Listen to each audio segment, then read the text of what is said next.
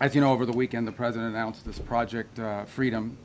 And the goal of it is to, frankly, if you want to talk about it, it's to rescue like almost 23,000 civilians from 87 different countries that are trapped inside of the Gulf and left for dead in the Persian Gulf by this Iranian regime.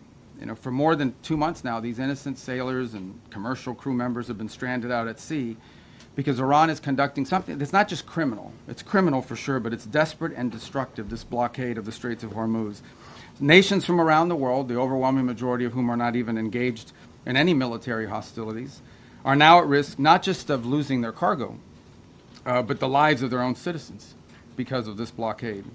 These ships, you know, you don't leave a ship out there for this long. You start running out of food, you start running out of potable water, essential supplies, and they're at the mercy of this piracy. What it is, it's piracy. And not only that, but some of them have seen, you know, been opened fire on and rained down senseless attacks on several civilian ships already.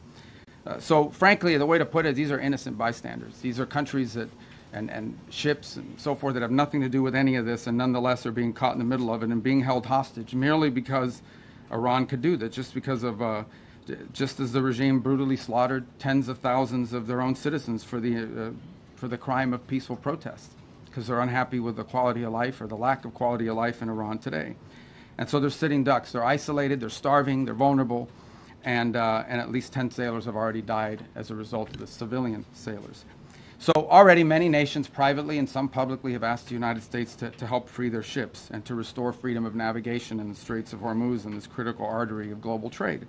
And so President Trump, as he always does, stepped up and answered the calls for their help. And he's directed the United States military to guide these stranded ships to safety, to provide a protective bubble under which they can operate and move product and get themselves out of there and out of the harm's way. And this is the first step towards reopening the strait and bringing this regime's last-ditch act of economic arson, bringing that to a close. We're doing it not only because we were asked, but because we're the only ones who can. Only we have the power to sort of take the steps that we've taken now. Under this president, under President Trump, the United States will help our friends. We're going to stand up to rogue regimes like the one in Tehran, and we're going to be unashamed to use our power and our abilities to project military power in the service of our national interest above all else.